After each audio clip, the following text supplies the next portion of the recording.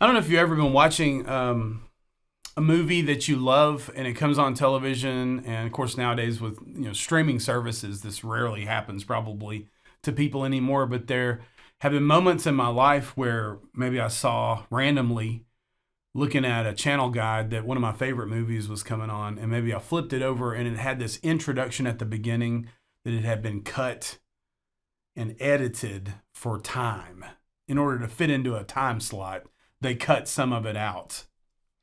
And I find that sometimes can be a little irritating. I wonder if you've ever, had something that you liked or something that you really loved, and somehow or another somebody had messed with it and they had abridged it or they had cut it down from its original, and as a result, it really just didn't have the same power or effect.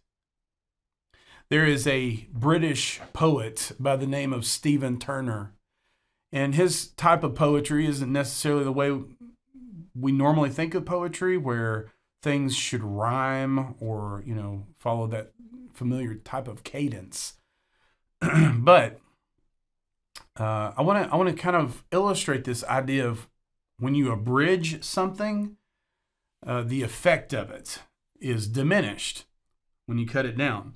So here is one of Stephen Turner's poems called How to Hide Jesus. And this is just a short version of it. Man of sorrows, nowhere to lay his head. We'll build a house for him somewhere away from the poor. Now that poem is very short, and it's actually pretty powerful if you think about it, because you have this description of Jesus, who himself was seemingly at times of his life, not among the monetarily powerful, and yet somehow or another expressions of faith in him have gotten away from recognizing our need to serve the poor. It's powerful enough, but here's the full version. Here's the full version of Stephen Turner's poem, How to Hide Jesus. What happens if you don't abridge it? Here it goes. There are people after Jesus. They have seen the signs. Quick, let's hide him. Let's think. Carpenter, fisherman's friend, disturber of religious comfort. Let's award him a degree in theology, a purple robe, and a position of respect. They'll never think of looking here. Let's think. His dialect may betray him. His tongue is of the masses. Let's teach him Latin and 17th century English. They'll never think of listening in. Let's think. Humble, man of sorrows, nowhere to lay his head. We'll build a house for him somewhere away from the poor. We'll fill it with brass and silence. It's sure to throw him off. There are people after Jesus. Quick, let's hide him. And that's a powerful statement and critique of how some churches have completely lost the mark in trying to communicate the power of the message and life of Jesus. And I want to suggest to you that sometimes when we cut things down, we leave out things that are incredibly important. And for a lot of gospel presentations in America, they've become abridged.